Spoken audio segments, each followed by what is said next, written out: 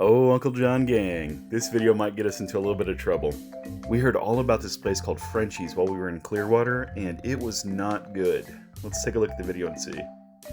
So everybody on Reddit ranted and raved about these crab fries, guys, and they sucked.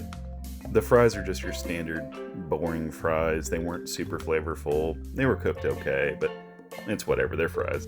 My big gripe was the crab meat.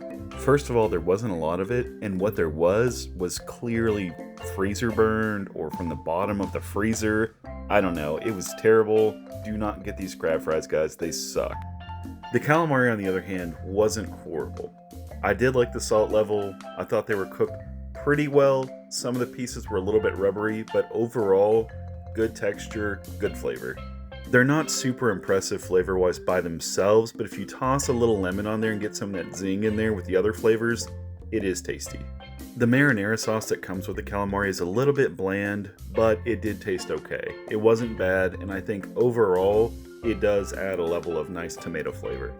Now, if there is one single thing on the menu that actually was very good, and I do recommend, was these baked oysters Rockaway.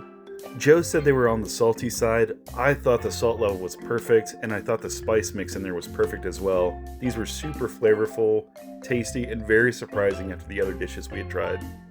There is the tiniest hint of fishy flavor to the oysters, but it wasn't enough to make me think that these were old or anything. I do think they are fresh oysters.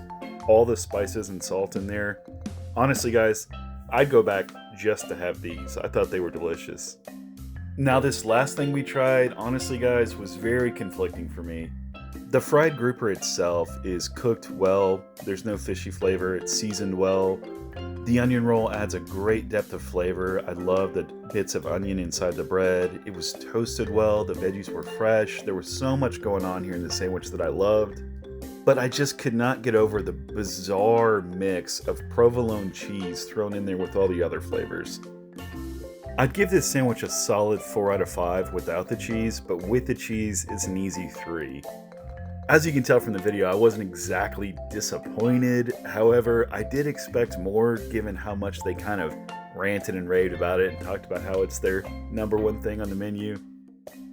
Our Filipino correspondent Gab was also pretty let down. He said the burger overall was bland and they charred his bread a little bit too much for his taste.